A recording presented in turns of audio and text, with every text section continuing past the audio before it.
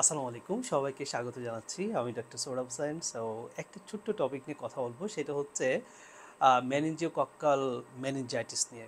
Super important topic. So যেটা বলা হয়ে থাকে আর কি, যে কোনো একটা পেশেন্টে যদি মেনিনজাইটিসের ফিচার থাকে, তার সাথে র্যাশ থাকে, সো ডায়াগনোসিস মেনিনজিওকক্কাল মেনিনজাইটিস।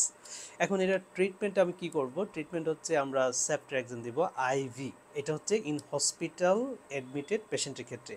যদি কোনো পেশেন্ট প্রি হসপিটাল কন্ডিশনে থাকে, লাইক বাসায় থাকে, রাস্তাঘাটে থাকে, তখন প্যারামেডিক্স কী করবে? তাকে single dose intramuscular benzyl penicillin দিবে। হ্যাঁ, তাহলে প্রি হসপিটাল কন্ডিশনে ইন্ট্রামাস্কুলার বেনজাইল পেনিসিলিন, আর ইন হসপিটালে আমরা হচ্ছে আইভি সেফট্রাক্সিন দিব। হ্যাঁ, এটা।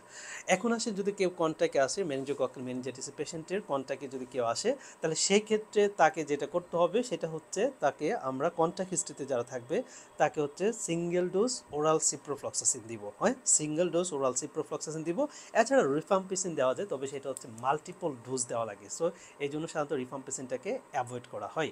আর প্রেগনেন্ট লেডি যদি হয় এবং reproductive as a female patient, বা তার ফ্যামিলি বাচ্চা নিতে চায়, এরকম যদি কোনো ভিউ থাকে, তখন সেই ক্ষেত্রে কিন্তু আমরা ইন্ট্রামাস্কুলার সেফট্রাক্সিন দেবো। হ্যাঁ, সেই ক্ষেত্রে ইন্ট্রামাস্কুলার সেফট্রাক্সিন দেবো। এই পয়েন্টটুকু super important for MRC Part 1 and MRCB Part 2 exam. Thank you all the best.